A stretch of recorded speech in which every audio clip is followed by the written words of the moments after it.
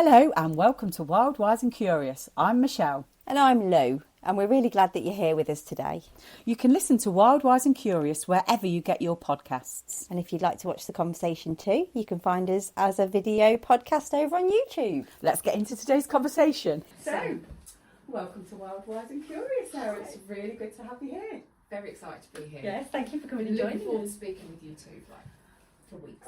Since the last time that we spoke. Yes. I know, it was hard to come off of that call in the first place. Isn't it lovely when you just have that? Like, it's like falling in love, isn't it? You get that rush of like, it's like that. It really is. Yeah, Yes. friendship is like just as important in life for women. I think particularly. Yeah, we have this conversation a lot.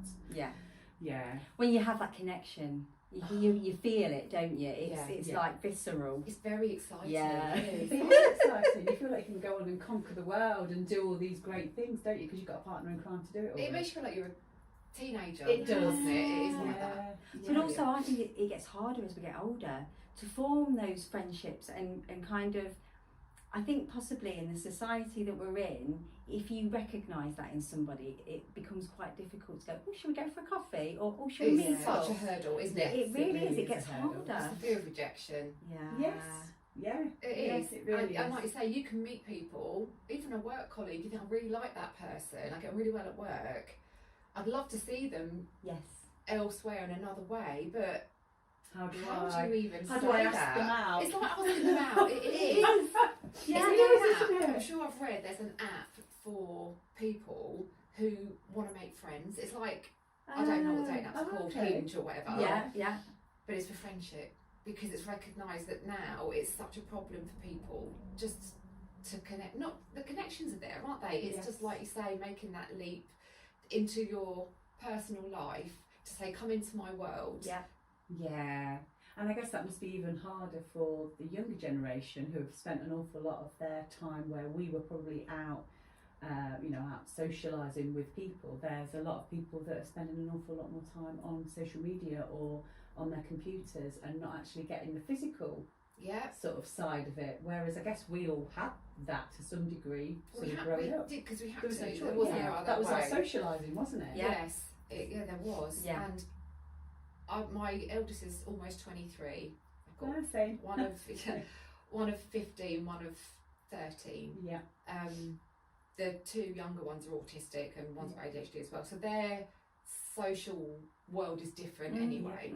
But I remember with my eldest saying to her, joking about the amount of time she spent on social media and saying, God, when you're 18, your 18th birthday party is going to be virtual, isn't it? Because that's how it felt. The world was going. Yeah, absolutely. Yeah. Absolutely. Oh, so anyway. We've digressed already. I know. I think there's going to be a lot of digression on this one. In a really good way. So, Sarah, what kind of, sort of starting off with like perimenopausal symptoms and stuff like that, what sort of symptoms did you experience? Or how did you know? Yeah, How did you know? this is the thing. I think it's quite an interesting contrast to how things are now, because I'm 52 now. I went into menopause, actual menopause, 40 or 41. So I'm actually classed as early menopause. And I've been under a specialist clinic in Oxford for quite a long time because of it, because there's different risk factors and things like that. Okay. But looking back when I was in perimenopause, there was no awareness of it, and I didn't know that I was going through it either. And on the one hand, that's good, because I was trying to have babies and stuff as well, and if I'd have known that I was perimenopause, I can imagine that would have been a lot more stressful for me. As it turned out, I had them quite easily, so it doesn't mean, the end of everything. Yes. But I dug out some paperwork the other day, because my husband's got box files of old stuff, and I was just trying to get rid of some stuff. And I actually found some blood results from, I've chucked them now because who needs these, from 2006. So I was 33 in 2006. And it says on the paperwork that I was having heavy periods. I don't remember that, but that's a perimenopause sign. My FSH, my follicle stimulating hormone, was raised. Okay. Which is a bit of a red flag when you're 33, but no one spoke to me about it. I only saw this the other day and I thought, bloody hell. Wow. I was 33. That obviously makes sense because I had an early menopause, but no one said anything to me. And then I just carried on in my way. And I do remember in my late 30s, I met my husband when I was about 36, then we started trying for a baby fairly soon. And I remember thinking, my periods are getting shorter and they're getting closer together. So my luteal phase was not right, it was short, and my periods were coming every like 3 weeks, or they'd go to 5 weeks and then 3 weeks, and they were like 3 days. They were like, not and I thought this isn't quite right, but I still didn't really know. Perhaps I would have looked into it more if I'd struggled to fall pregnant, but luckily I didn't. And then I had my son, my last baby, when I was 39, and then everything went wrong. But because I'd had a baby, it muddied the waters a lot. This is it, isn't yeah. it? And I remember my biggest thing at the time was my hair loss. Okay. Now we know that how linked that is with perimenopause and menopause, but no one said anything to me. All I knew was that I wasn't right. I was exhausted, fuzzy head, mood swings and stuff. But everyone kept saying, my two youngest are 18 months apart. Yeah. So I had a newborn, had an 18-month-old. And that's exhausting in itself. Exactly. I've got two that are 18 months apart, and you don't know whether it's Monday, What a Tuesday, or stupid Saturday. idea. What a stupid idea. Don't do that. My daughter was such a brilliant baby, and obviously I was in my late 30s. We're like, come on, let's crack on, let's have another one. How hard can it be? Oh, really hard is the answer. Of course, she was a toddler, completely different to the baby that I'd had a newborn. So I do remember crying a lot and feelings of panic and overwhelm. But I had this home life which was really demanding, and it could have made you panic and feel overwhelmed. Exactly. You know, you've got 3 kids and I've got 3, and it's a lot. It's the obvious thing to look at. Yeah, of course it is. And then there was the hair loss as well, and I was going backwards and forwards to the doctor. I was seeing trichologists and whatnot, and again I found my blood test from that time, and they were testing my thyroid, ferritin levels, all of this, and again I had a raised FSH. Okay. And I just remember my GP ringing me saying everything is normal, which is reassuring. Everything is normal. So she didn't think about the FSH at all, because that was glaringly not normal. But she didn't say this could be because you're coming towards your menopause. But at the time, 12 years ago, there was no talk of perimenopause, was there? Well, it wasn't even a word, was it? Really? No. I mean, I think we looked at it some point back early on in the podcast, and I think there was the first mention of the word perimenopause was in the 1960s. But certainly when I went through it about 5 years ago, I didn't even know perimenopause was a thing. We know about menopause, yes, but all we know about menopause is that it means you're old, your periods have stopped, you can't have children again, and it's the old part of your life, isn't it? Yeah. But really, we've only started recently really looking into women's health as a practice. You know, everything has been done on men, really. Yeah. I think it was only something like the 90s, I'm going to have to fact check this, but something like the 90s where we really did start to look at women as different to men. Not just small men. Yes, absolutely. That's it. Have you read Unwell Women? Is that the one with crash test dummies? Oh, I don't know, because I haven't finished reading it. I have got Unwell It talks Women, about but I've not read it women's yet. health from hundreds of years Yeah. back, Okay. and how it's just been undervalued throughout society, hasn't it? And a lot of the research on the drugs that we routinely give out to people, blood pressure, medication, statins, it's all on men's data. Yes. I could talk about this for ages. It really Grinds boils your gears, me. It really does grind my gears. So there was no support for me. My doctor didn't know what it was. I was just left to kind of get on with things. And then I don't know how I gradually realised this is, I think, perimenopause. But I do remember I researched myself about this early menopause clinic in Oxford, found out the criteria. I thought, yep, I meet that criteria. I went to my GP with this thing I printed off, said I want to be referred to here. They went, okay then, and they did, which of course could not even happen now because the menopause clinics have got like years and waits and stuff. So very luckily I got seen by John Radcliffe in Oxford, and they have a dedicated menopause team, and I was in the early menopause clinic, and I went in not even really knowing why I was there, and had an hour-long appointment, which was brilliant. And she just took me through everything, and said, you know, you've been perimenopause, these are the risks, this is what we can offer. And even then I found it all very scary. And my biggest feeling was that of embarrassment and shame. And I don't know why I was embarrassed. I felt embarrassed. And I wasn't that sort of person. I mean, I went on to train as a midwife. That's how unembarrassed I was. I can say the word vagina till I'm blue in the face. You know, I'll offer to check your cervix for you, whatever. That's none of that is a problem for me. But I felt emotional embarrassment about being menopausal and being early menopause, because it means that your body has failed. It means that you're old. Am I attractive? Am I vital?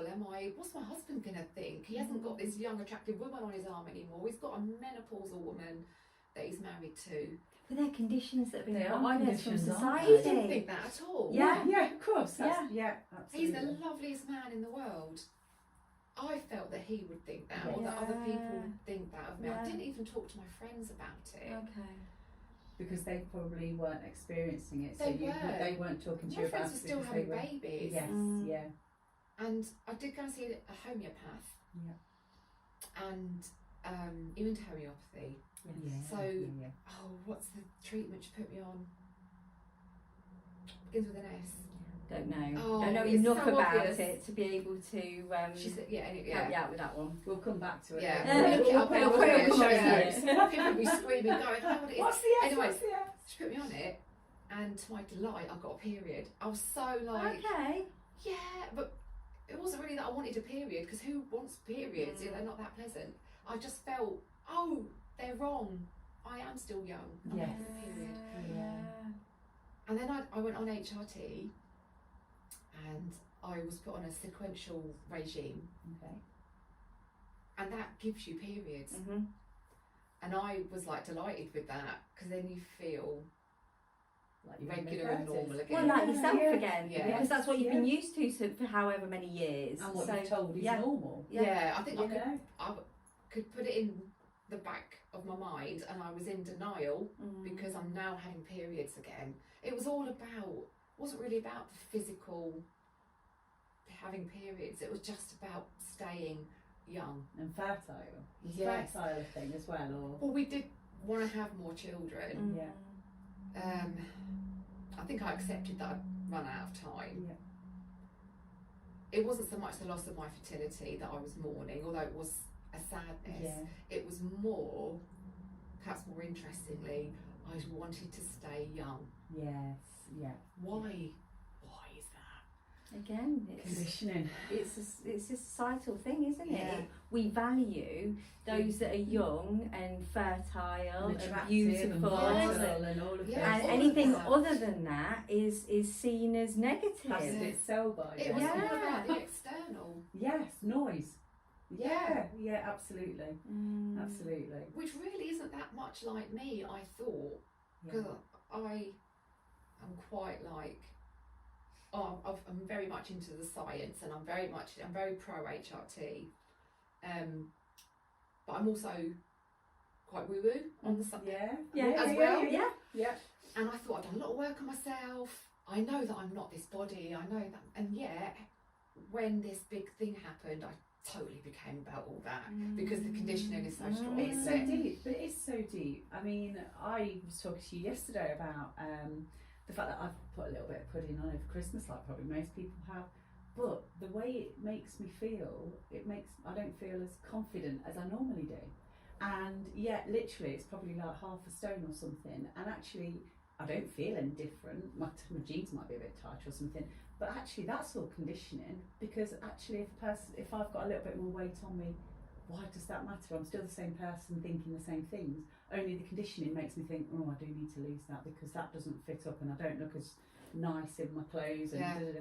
Whereas, so this conditioning runs deep, even though like we're constantly doing work on ourselves, aren't we? And delving into the deeper sort of stuffs and trying to work things out. And you know, we know that it's not about all of those things, but why do we still why can't we just buy a bigger size of clothes and and just go, oh, you know, well, maybe in the summer when I'm running around like a blue-ass fly, mind you, we run around like a blue-ass fly all the time, but why does it matter, you know? No, and if you think about, we're all going to get old, Yeah. hopefully, because the alternative is not great. right? Yeah. Exactly. And we know in our heads that we're gonna, when we're 80, we're not gonna look like we do now. We know Yeah. that on like a Yeah. yeah. Cognitive level. Yes. Yes. Thank you. Yeah. It's the transition that's hard, isn't it? Yes, Yeah. yes. It's not the end result, because Yeah. we know we're all going to end up as old ladies, Yeah. Exactly. God willing, Yeah. with grey hair and loads of wrinkles and a completely different body. Yes. But it's that process of letting go in Yes. those incremental steps. We find those so painful. I think as well though, you know, as we're transit, because we go through lots of transitions, don't we, as we go through life, and they're all quite positive, really. I guess, I mean, the one that I would liken it to the most is puberty. And when you're coming into puberty, you're starting to find yourself, you're starting to, you know, grow as a person and find out who you are and all that kind of stuff. And it's seen as society as, oh, you're coming into your adulthood now, this is a good thing. And then, like, if we have pregnancies, our body's changing and everything, and we've got all that going on, and that again is seen, oh, you're having a baby, oh, that looks so lovely, and everybody's kind of looking after you and really supporting and nourishing you. And then moving into this period of your life, it's like, Hurrah! Absolutely. See ya! Yeah. When you're pregnant, and I really felt this, one of the reasons I think I wanted to keep being pregnant, you are raised, aren't you? Your profile is raised in terms of the hierarchy of society. You're the one You go that is right looked up after. there. Yes. Because you're doing this amazing thing, and nobody asks what you're doing with your life, who are you, because it's quite clear what you're doing. You're creating a person, you've got to be womanly, you're this and that. And in menopause, like, you plummet to the bottom of the hierarchy. Yeah. It's like our only value is to have children, isn't it? And to be beautiful Whilst and young. doing it. Yeah, exactly. And also being able to Sexy do all the and jobs. be sexy and have loads of kids, and that's it. And that's why, like, where did this messaging come to me about menopause? Why was I ashamed? And you know, my mum also had an early menopause, Okay. and I knew that on some level, but she never spoke to me about it. Because, so I'm wondering whether that is where the shame part comes in, because our mothers never really talked about it. So we're seen as like periods. No one ever really talks about periods. Women do to other women, but it's generally in the toilet, or have you got a tampon or whatever. But it's all very closed, behind closed doors, isn't it? So there is an element of shame that kind of creeps in there, just implicitly, just by the sheer fact that we're not really talking about it in the open, because, you know, nobody wants to talk about it. And yet, if we did speak about it, it would never be a thing, because if we kind of, as young girls, needing a tampon or something, put our hands up and went, "Miss, I've got my period. I've not got anything with me." And she goes, "Oh yeah, just help yourself to the cupboard, you know." And the boys and the other people in the class didn't even look at you, because it was just like, it's just total not a thing. normal thing. We wouldn't. It wouldn't be a thing, would it? No. These things would not be a thing. No. But funnily enough, when you're saying about my mum and how we don't talk about things in general, my mum is very young. She had me when she was 17. So. And we had quite a progressive household, so she did openly talk to me about sex, about periods, all this stuff. Still didn't talk to me about menopause. It is the last frontier, almost, isn't it? I think that's the next rite of passage, almost. Yeah, it's the isn't it? one thing still she didn't talk to me about. And do you think that was because she, through society and like conditioning and stuff, was still trying to hold on to that kind of like thing that you were talking about, your youth, your vitality, and she probably felt exactly the same, and never thought to say anything to me. I bet she didn't talk to her friends about it. But there is an element, when we've talked to people in the older generation, there is an element of, we just got on with it. Yeah, we just got. I don't know why you're all just talking about it now, because we just got on with it at the time. Been there, done that, you know. And but I think that is all entangled with the fact that women have been, you know, over time, we've always just cracked on. Yes. You know, and regardless of the massive tummy ache or the fact that you're bleeding through your clothes, you're still carrying on through life. And I think that there's an element of that with women just like, okay, this is another thing I've just got to crack on with. Do you know what I mean? I do, but it's so negating, isn't it, to Absolutely. say that? And as Yes, though it's yeah, a it is. failure of us if we're choosing Society, yeah. to ask for support, Mm. or we're choosing to use HRT, or whichever way you want to manage your menopause. Mm. And there's still people now who say, oh, we're medicalising menopause. Yeah. No, we're not medicalising it. We are waking up to the fact it's a huge event which affects half the population, and it's a systemic thing. It's not just about your ovaries not working. Well, it is about your ovaries not working anymore, but it's not just about the fact you can't have children and you might have some hot flushes. Yeah. It affects you from your top to your toes. Absolutely does. On levels that we're still learning to understand. Yeah. And if this was a male thing, crikey, just look at the fact that men can buy Viagra All over the testosterone. counter. The Look hoops at I've had to hoo-ha, juke through. The hoops I've had to juke through. No, I nearly said the hoops I've had to juke through. I think you had to hump to get the testosterone. A whole different podcast. Whole different podcast, that one. The hoops I've had to jump through to get testosterone from my GP, because I went into perimenopause at early 40s. So I initially went private to get sort of HRT and to get myself sorted out, and eventually they put me on testosterone, and that was fine. But what I wanted to then do was get my HRT from my GP, Yeah, of so course. that it Like was every free. other person Yeah, is entitled exactly. to. And it's free, and it, Mhm. you know, it's also it's helping to educate the doctors, because they're listening to your symptoms and they're willing to support you by giving you the HRT. But when it came to testosterone, that was really tricky. I had I think I had to go about 3 years after going private, where my own GP was giving me the estrogen and the progesterone element of HRT, but I had to order the testosterone privately. So now we're in a place where I've kind of pushed and pushed and pushed, and I get one sachet a week. So I get 4 sachets. So I get basically a monthly package that I have to go back. The other stuff I get 6 months at a time, so Yeah. I can go and collect all of that. But the testosterone, and you know, I don't know whether someone thinks I'm going to slap all of it on in one go, which I'm not. But yeah, it's, But you're a grown woman. Why can't you be trusted? Well, exactly. I mean, I could go to the shop and buy makes me anything. shake. It's Yeah, crazy. yeah. It's crazy. I mean, don't get me wrong. I did get 2 months' supply at Christmas. Don't spend it all at once. Oh, But the nice guidelines say that testosterone can only be prescribed if a woman is suffering from low libido to Yeah. the point Low where libido. it's impacting Low on her libido. life. Yeah. And then, I mean, what is that about? So I've heard women What is that about? who have said they've been refused on the basis that they're not heterosexual, or that they're not in a relationship, No way. as if your libido is only there for other people. Oh wow. Okay. Yeah. And But if it was affecting the male counterpart, well, then Americans that's a don't different buy thing. Viagra Yeah. now. Look how Over they the pushed it. I mean, counter. Viagra Yes. was the drug. Viagra was for high blood pressure, Right. was it? Okay, I don't And know. then a side effect of it was men were actually saying, actually, I've also noticed that I've got a real boner now. I've not had like. So instead of them thinking, oh no, this is a side effect, we better stop it, which is what they would do if it was women, Yeah. they were right. Brilliant. We'll get it. Yeah. Oh my We're going to get it gosh. licensed for this. Wow.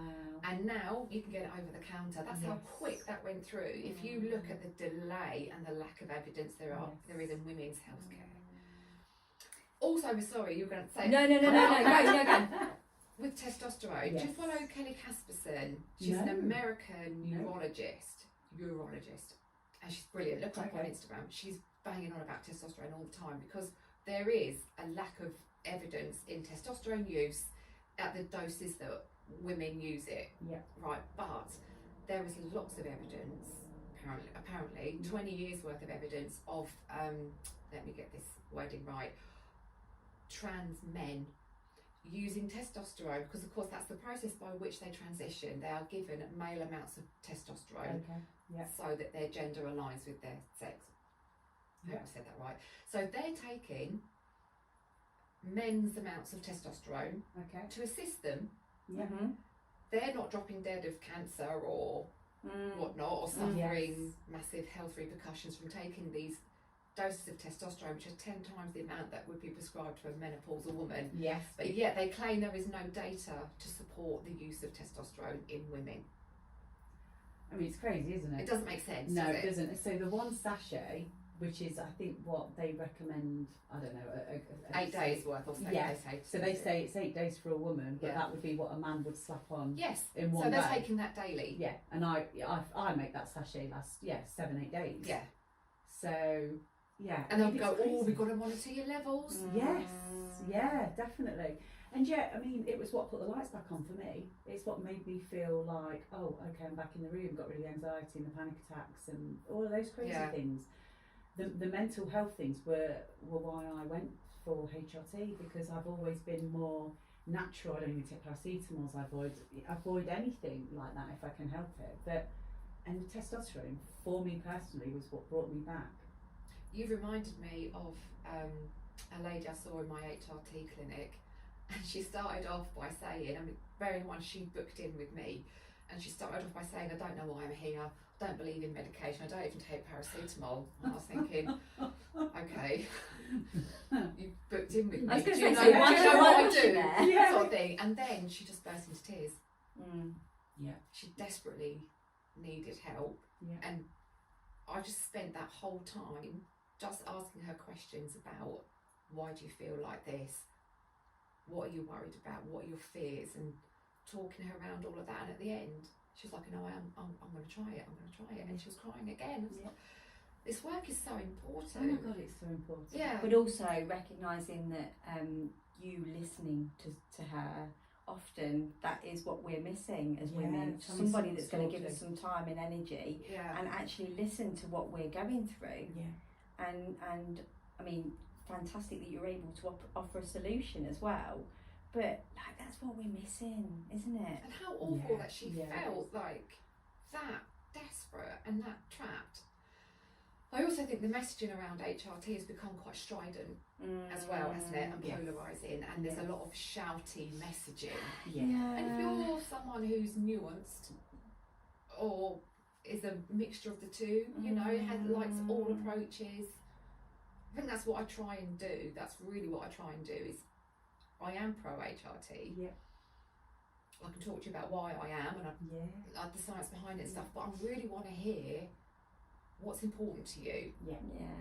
Because we're also very We're also different. different, and even things that we might not be aware of will impact on, for example, our ethnicity Yes. affects our menopause, our culture. Even within, say, Caucasian ethnicity, there's lots of different cultures. Like Irish Catholicism, my friend's an Irish Catholic, brought up like that. Yeah. They don't talk about these Yeah. things. So therefore, the messaging she had about HRT was, we don't do that. So, and you need to be cognizant of that when you're talking to a woman. She comes to you with everything, doesn't she? All of course she herself. does. Yes. And I don't think there's anything as strong as our culture, our family culture. We don't even realise that, but like when I was a midwife, I might talk to women about breastfeeding or putting babies to sleep on their backs, because public health messaging is like really important. But I know when I'm gone, if auntie comes over or their nan Yeah. comes over and says, oh, what you do is this, put them to sleep on their front, Yeah. that's way more powerful than what I'm going to say. Yeah. And it's the same with all elements of healthcare, isn't it? But to disregard that is doing women a disservice, isn't it? And you're going to waste your messaging. But also in the like, even with food and nutrition, you know, that still has a Oh yeah. a massive impact, but that's culturally as well, you know, Yeah. and all of these things we have to take into account. And because our hormones are so up and down, and everything that we bring as a woman is so individual and so unique, it's really difficult to be able to offer a cure-all for everything. So we do need to be like, I tried HRT, I came off HRT, so it was just, I think it's being really mindful of how you're feeling and how your body's reacting and what you're doing with yourself, you know, and being your own advocate as well. is really important. There's so much information out there which can be really overwhelming. Oh, sorry, Michelle. I was just, while you were talking, I was sitting, I wish I'd have had you as my midwife. But I think the things that I wanted to be a midwife for are the same things that have taken me into menopause care. Yes, yeah. And I wasn't even a midwife for very long because Okay. I went into it really late. Yeah. It's going back to like my personal story now, but I think menopause played a huge part in why I'm not a midwife anymore, because I had like a mental health like crash, which I didn't start training to be a midwife until I was in my 40s. So bearing in mind I was in menopause at that point, probably full menopause, probably sort of 41, 42. What were you doing prior to that, Sarah? So, well, I spent 18 years working for the railway. Okay. Funnily enough, okay. completely unrelated. Yeah. Absolutely brilliant Yeah. time. Absolutely fantastic time. It was a lot of fun working on the railway. Yeah. And I met so many different people.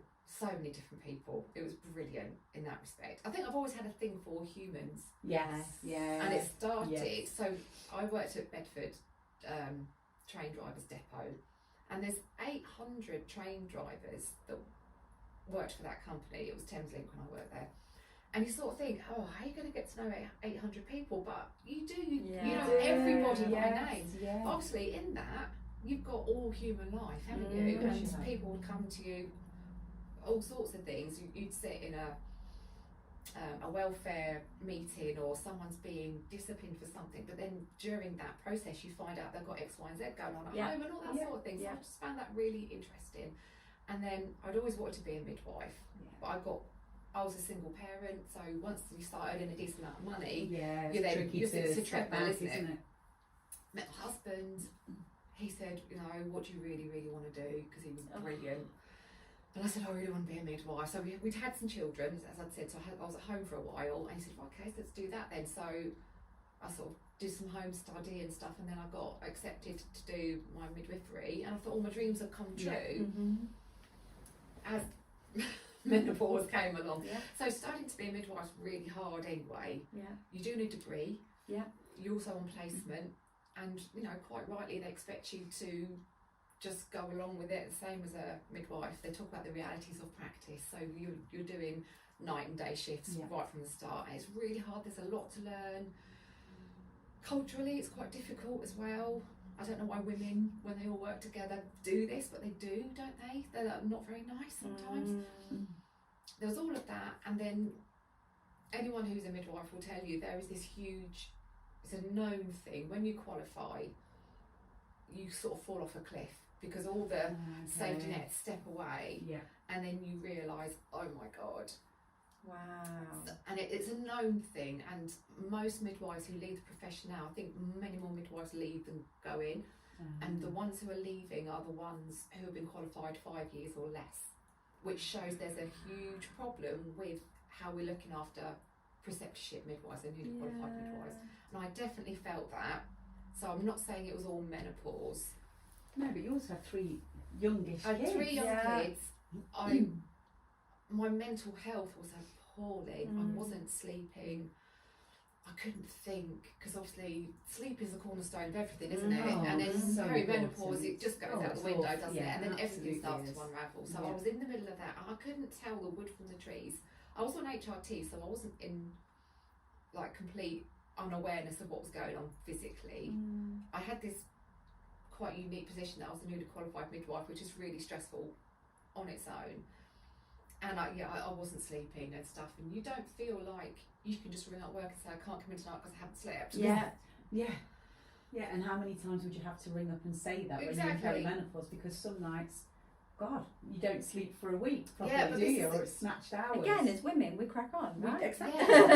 But we take care of women who are pregnant in the workplace. And there is more growing awareness of menopause in the workplace, but there's not an awareness, I don't think, so much about the lack of sleep and how it impacts you. And definitely not in the NHS, sorry. There wasn't.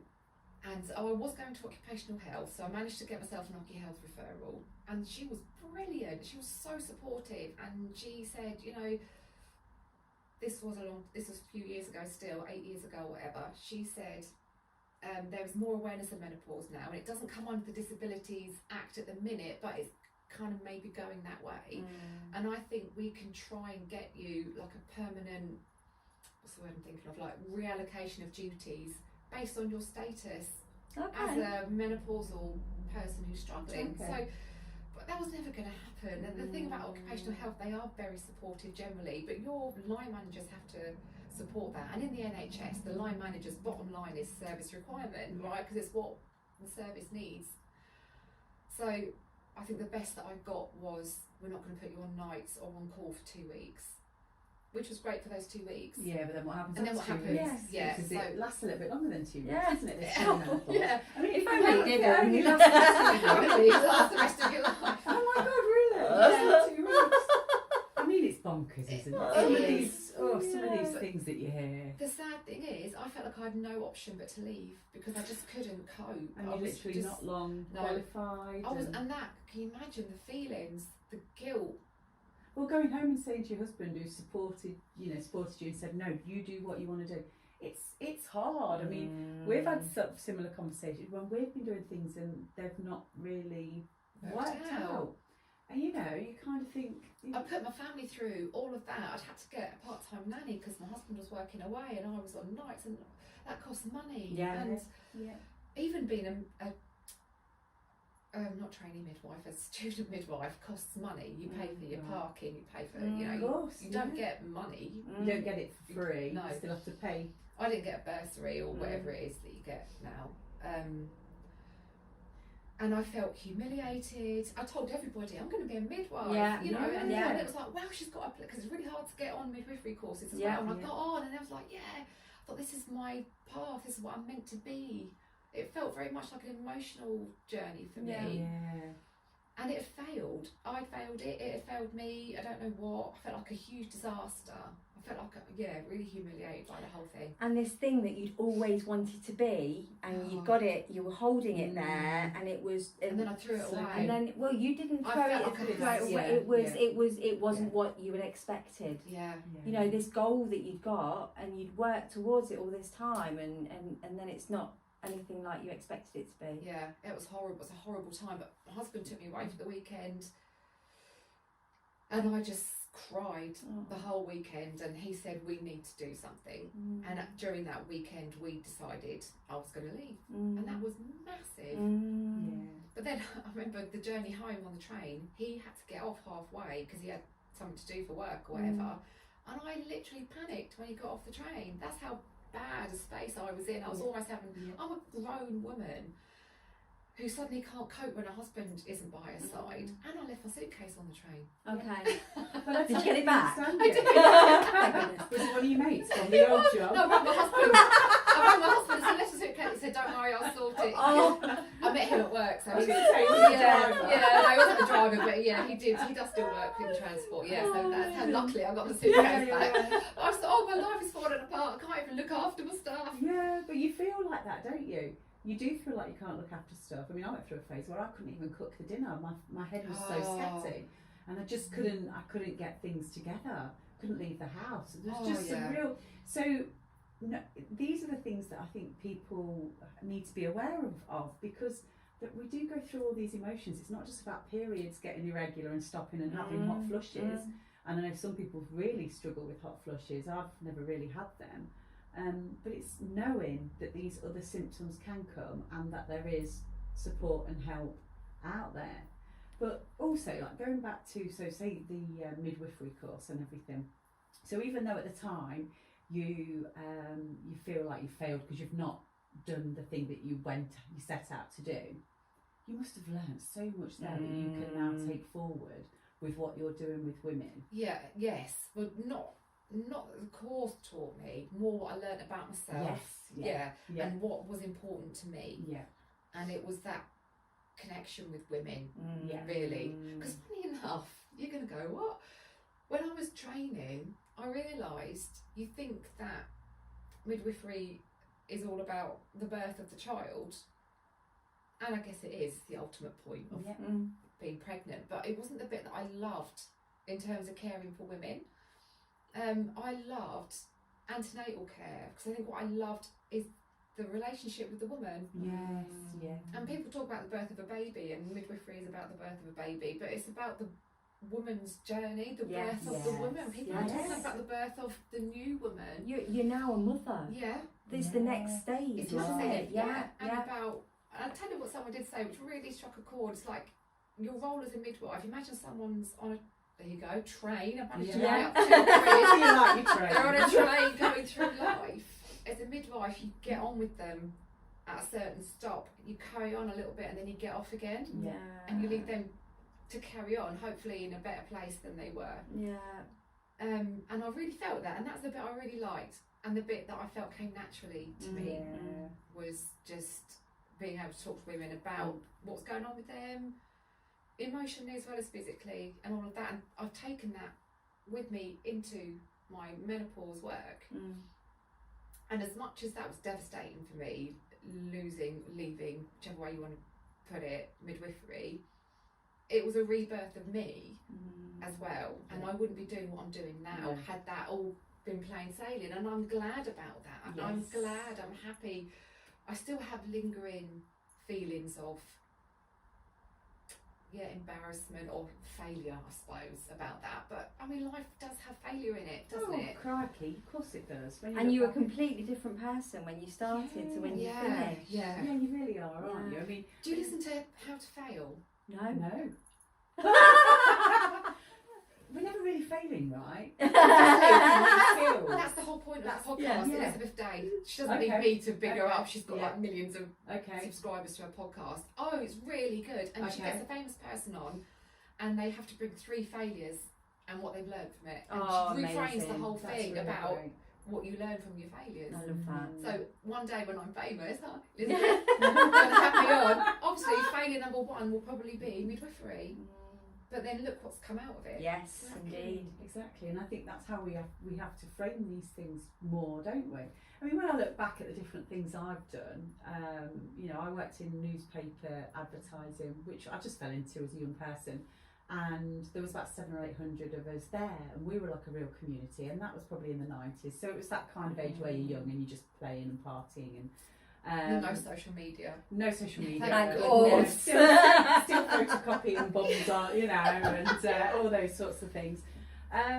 So there was that, but then I went and did a holistics diploma, so like reflexology, aromatherapy, and all those sorts of things, counselling. Then I did some interior design. And then there were other bits, and then I went to uni and did my degree, and then went back and did my masters, and then had a big chunk of time out, and it's just like but every single time we go and learn something, I feel for me personally that I take a chunk of what it is I've done there and bring it with me to where I am now, so that it kind of makes us the person that we are right now. And I think that's because we need to have perhaps had all those different experiences to get us to where we are, to find that little crook of what was nugget, that nugget, the gold nugget, you know, that we are supposed to be doing. So, you know, it's what do they say, like if you're doing a PhD, it's you've got to find the little gap in knowledge, haven't you? And I feel like we're all filling gaps in knowledge because all of our lives are, you know, we might be even brought up in a similar household or, you know, have a similar job to somebody else, but actually we have so many different things going on in all of our lives that we're all different chunks. We're all different nuggets. Yes. We're all different nuggets. We're all bringing different perspectives. Of course we aren't are. to And everything. we need all of them. Yeah, We need absolutely. all of them. So take us back then from what took you from midwifery to what you're doing now. In terms of like a professional sense. Well, and personal, because I'm What did I wondering do whether it after was. that? I think, as much as we demonise social media, I think it was that got me into it, because I found some like support groups, and God, I can't even remember. I was lucky in the fact that being a midwife meant that more opportunities opened up in terms of what courses I could do and things like that. And I think I just picked up information along the way, and I had to start advocating for myself because I realised that GPs didn't really know very much, and I'm still under this specialist team in Oxford, which was useful and helpful. I think it was the Facebook groups that got me going and realising that there's so much more individualisation that can happen within HRT, and you'll hear people say things like, oh, it's not for me, it didn't work for me, or I don't like a cookie cutter approach. And I think, well, HRT isn't cookie cut, I can't say it properly, cookie cutter, and it shouldn't be, because there's so many different combos and doses, but it isn't just about, like I keep saying, about the physical symptoms. It's not just about, okay, we'll take hot flashes away, off you go, because the mental health elements of it are perhaps the most interesting, isn't a brilliant word if you're suffering from poor mental health, but it's more tricky to manage, I suppose, as a clinician. Because there's so many elements to it. So I decided I wanted to learn more, primarily about to help us. I shouldn't have done that, should I? To help myself. So Louise Newson, I think, started to become well known around that time. But I really like this woman. And although she has been absolutely poured over, slated. Oh, me too. Interestingly, I even as a clinician myself, you should never try and treat yourself.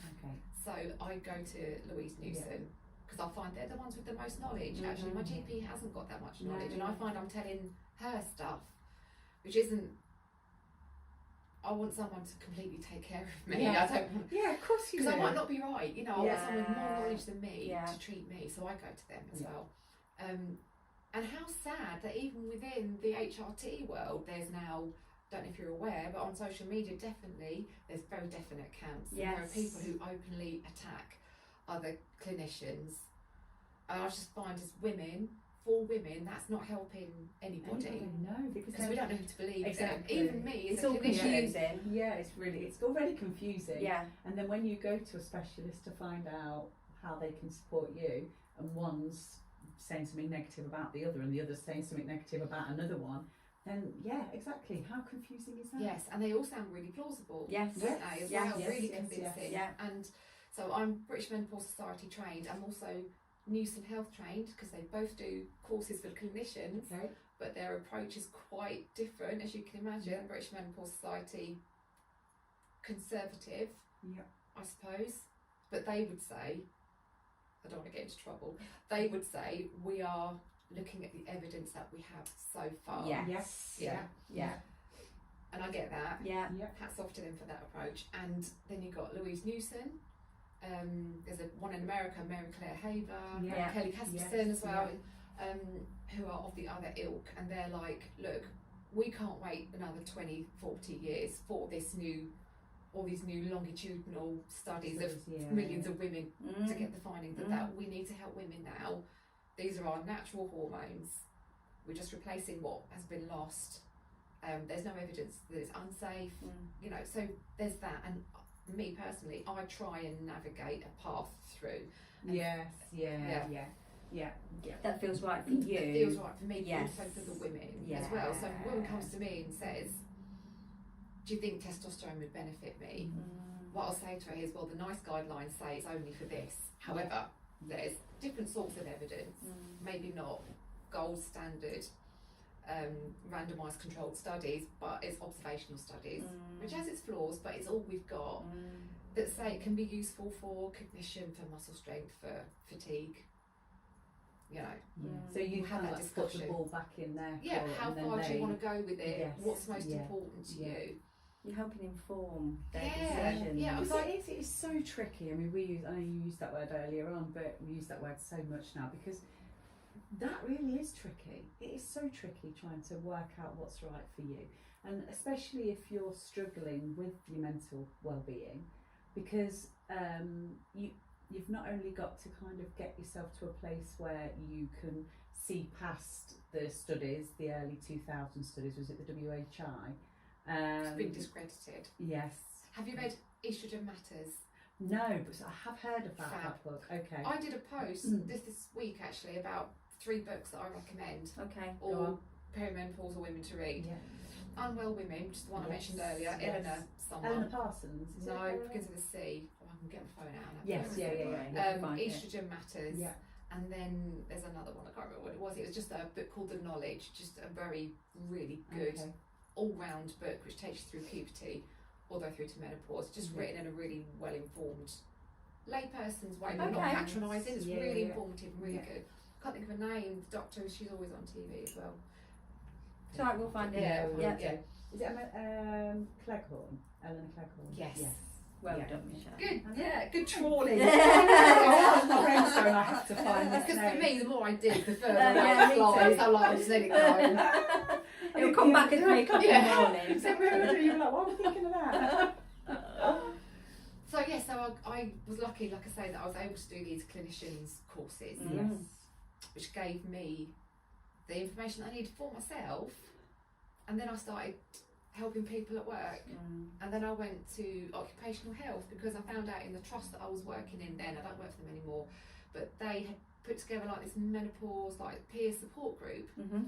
So I went to the woman who runs it, and I said, look, I don't know if you know, but I've got this training.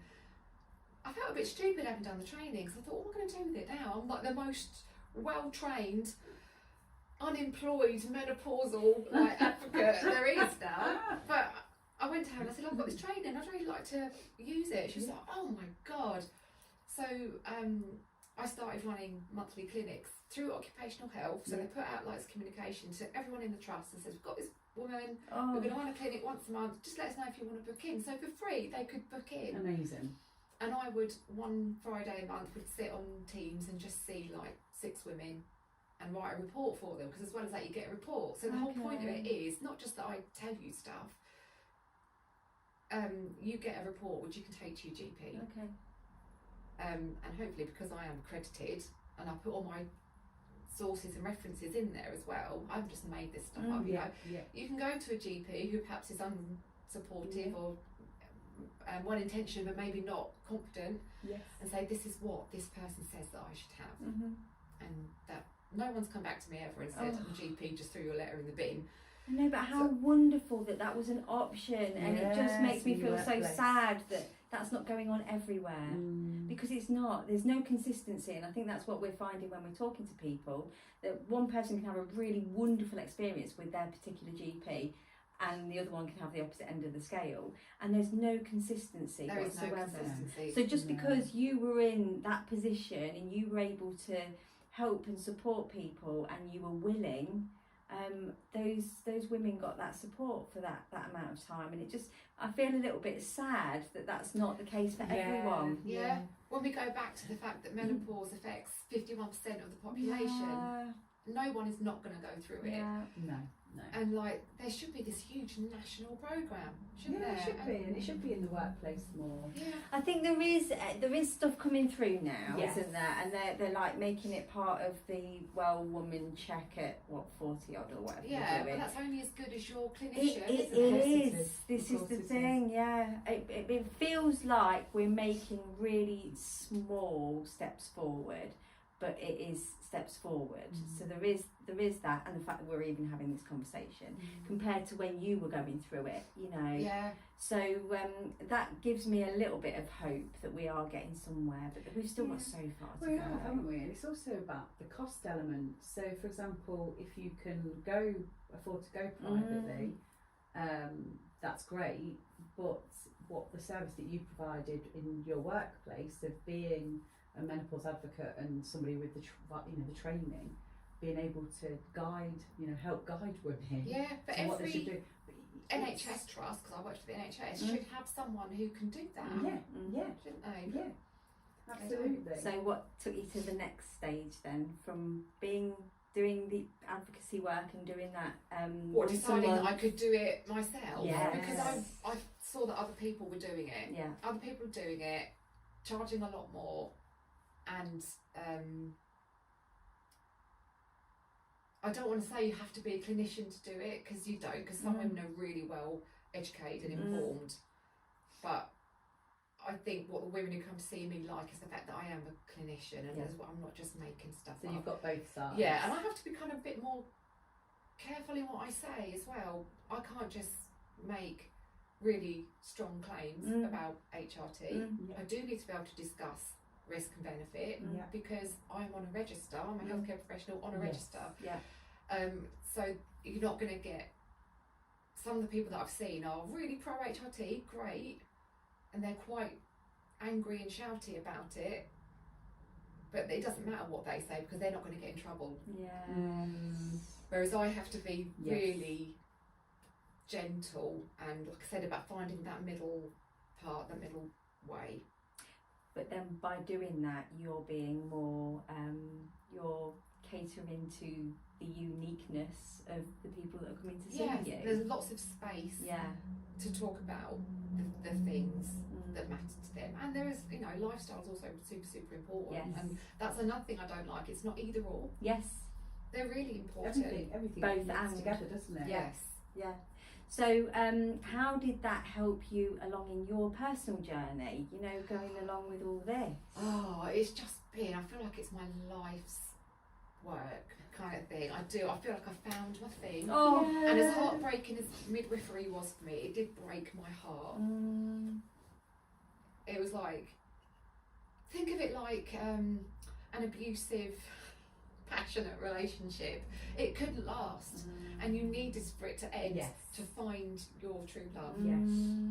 So yeah, midwifery is there was that sort of young, hot kind of guy on a bike kind of thing. That's just my own version.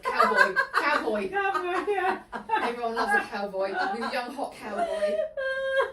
And menopause work is Mr. Darcy. Okay. My Mr. Darcy.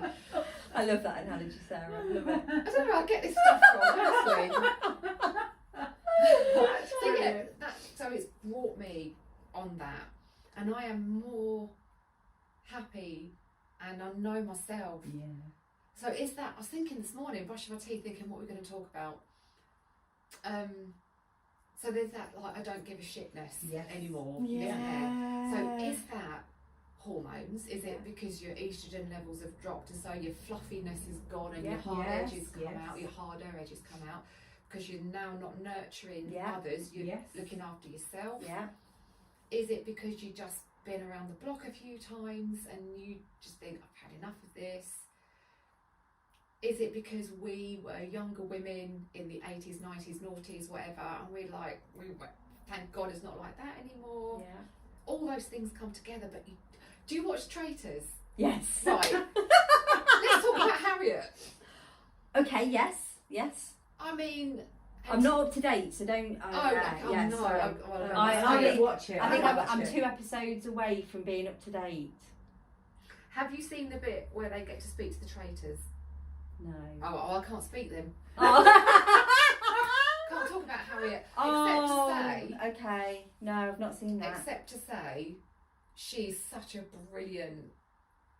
Like, she's the same age as me. Yeah. And I just thought the way she isn't trying to get on particularly with people, she does get on with people because she's a nice person. Yeah. And she's fun and she's super intelligent. She's ex-barrister and she writes novels. I mean, brilliant. Yeah. But she isn't people pleasing. She doesn't give a shit. Yeah. She's just saying stuff. It's refreshing. Yeah, I love it. I love that freedom that I feel. And yeah, I mean, you could ask people at work what I'm like versus my friends what I'm like, and they're probably going to give you different answers because I don't feel. What is it? I don't want it to sound as though I'm being fake in certain situations. I'm definitely not. But when you show certain sides of yourself at certain times, Yeah. But you have to. Yeah, and I just don't care anymore. Yeah. Do you feel like you're more aligned with your authentic self? 100%. Yeah. And that's good and bad, I guess, isn't it? Yeah. And I was thinking about this recently. All the reasons that you've just raised, and also the fact that I was really anxious as a young person. I was really anxious as a parent, and now my kids are a bit older. I don't have to be quite so anxious about what's going on with them. They're putting along fine, and I'm thinking actually all of this unnecessary worry that I used to have isn't there anymore. So it's given me time and space to be able to put it to good use. So like doing the masters and that kind of thing, and it's So all of these things all kind of come together in this little bundle that now makes me feel more like myself than I ever have done. I wish I felt like this. Can you imagine what? Oh It would God, have How been like dynamic we if would be. Yes. What would we be doing now if we'd have Yes. been like this for the last 20 or 30 years? Yeah. We'd have taken over the world. We would have done. Absolutely. Maybe that's why. That's maybe why the condition is so hard. Yeah. So Yeah. full on. So far. Yeah. And there's less fear There about is what's the less worst fear. that can happen. Exactly. Like, I went to Louise Newson's conference Mhm. in March last year, and I thought, well, why can't I go? I Yeah. can go. I'm like a member of her thing. I've done her course. I am a menopause Yeah. clinician. Yeah. So I went, and there's like, do you know who Kate Muir is? Yes. Yes. She was there. I was like, Yes. she's massive. She's brilliant, isn't Yeah, she? yeah, Her yeah. menopause work is like Yeah. amazing.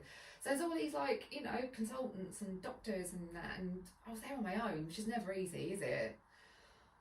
Felt a bit like walking to a party on your own. It's Yeah. like Yeah. you sort of want people to talk to, but you don't want anyone to come up to you either. But then obviously people do, and then people Yes. say, you know, who are you? What do you do? And I felt like a right idiot, I suppose, because who do I work for? Well, I work for myself. What do you do? Well, I speak to women about menopause. Whereas they're all, in some respects, much higher up than me, you know, and stuff. But then I find in speaking to them, I know as much as they do. Exactly. And you're on the ground level doing the work with the Yeah, women, I guess. which I feel like that's almost like the good bit, because I suppose when you kind of get to a position where you're like the head of a something, or you're in a senior position, you probably don't have so many conversations with women on the ground level. Yeah. Well, you've got to be careful not to become closed off and Distant think from it. that this is the final position. Yeah. And I'm going to stay here Yeah. in my views on, Mm. because my views on HRT might Might change shift. Well, exactly. if new stuff comes out or what have you. And that was really good. And once I got over my initial, I was like, I was sat next to a GP for most of the day on my table, and I was telling her stuff. And I'm like, yeah, I do know what I'm talking about. Exactly.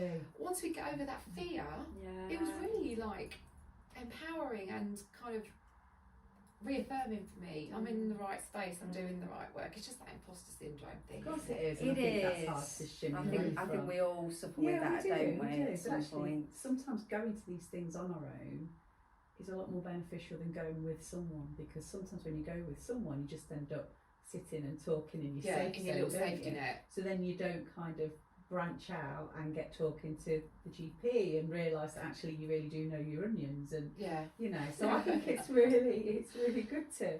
It's good to do these things on our own, isn't Yeah. it? Feel the fear and do it anyway. Yes. Isn't that what Susan Jeffers says? Yeah. Yeah.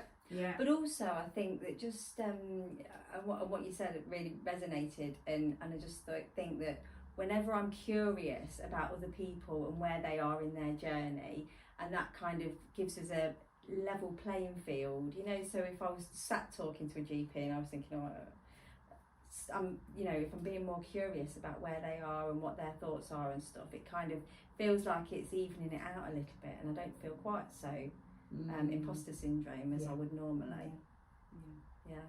Like approaching it on a human level Yeah. rather than a professional level. Yes. Yeah. Almost like stripping back and just being our most authentic selves without all the titles and you know who we are and what we've done. Yeah. Well, speaking about human levels, you know, it's very easy to look at social media and think that people are impenetrable. Yeah.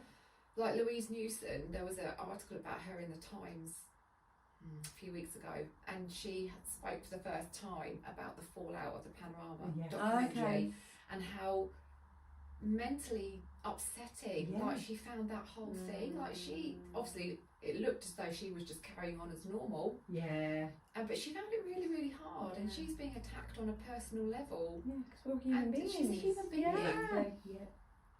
Yeah. Wow. I'm thinking we might have to come back and have a part 2 with this one. I really do, because we're going to have to wrap up, and I could honestly keep on going. I think you've still got so many things to tell us. I don't know. I can always. Yeah. Really, We could come back again. We could revisit in 12 Yes. months and Yeah. we could talk about all the other stuff that I've been done. going Yes, on. Because it's that would very be exciting. incredible. And also, I've got a new job that starts next month in sexual health. Oh, wow. Oh, We're looking forward to that. So much. So much. Oh, incredible.